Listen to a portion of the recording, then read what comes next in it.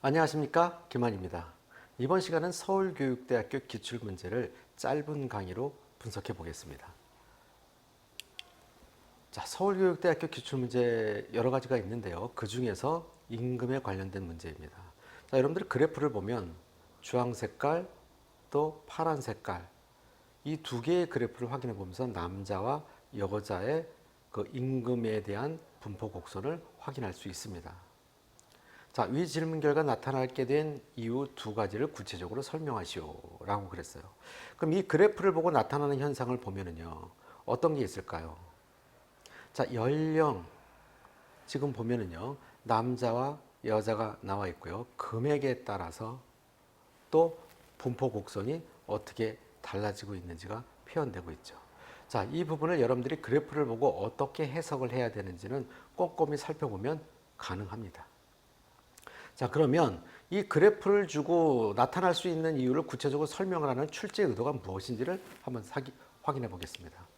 자, 출제 의도는 자료 처리 능력과 총괄적인 추론 능력을 갖추었는가.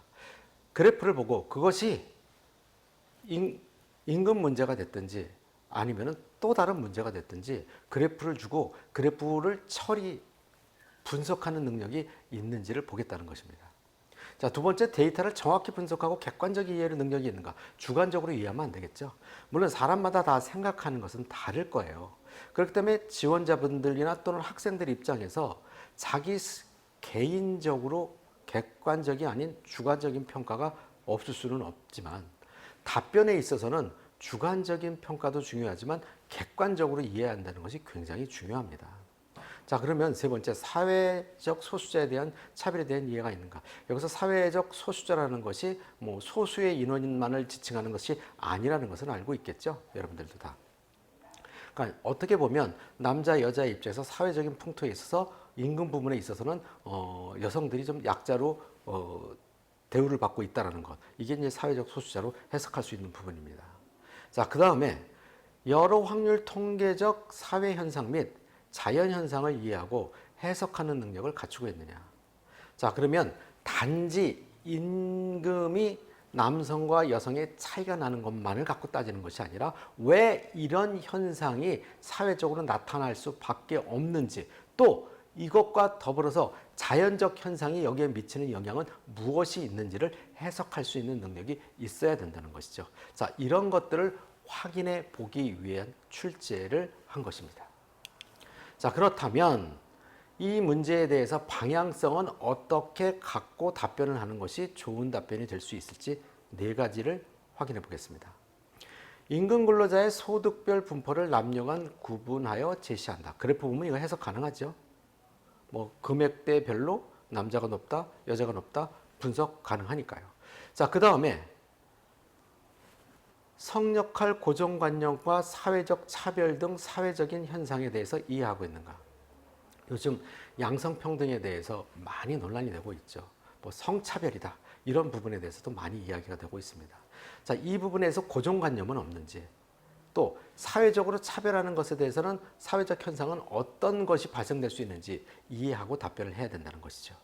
자, 그 다음에 세 번째는 단순한 임금 격차가 존재하는 것 이외에 소득 구간별 구성비의 차이가 나는 원인을 분석하여 설명하여라.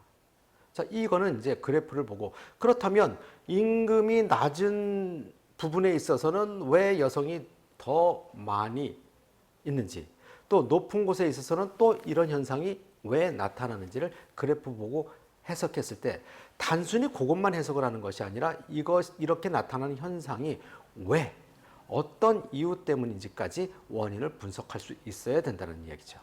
자, 그 다음에 네 번째로는 유리천장과 같은 사회적 차별, 경력 단절 등 소득 구간별 양상을 명확하게 파악하여 얘기한다. 중복되는 이야기라고 볼 수도 있겠지만요. 자, 유리천장이라는 건 여러분들 다 알고 있을 거라서 별도로 설명을 드리지는 않겠습니다.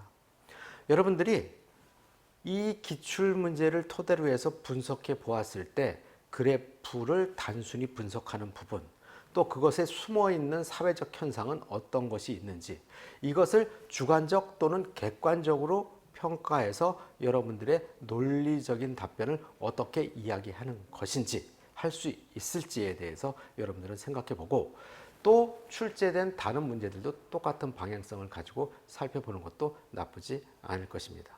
여러분들 여러 유형의 문제 또는 여러 개의 문제를 확인해 봄으로 인해서 서울교육대 기출문제의 방향성은 어떤 것이라는 것을 알 수 있을 것입니다.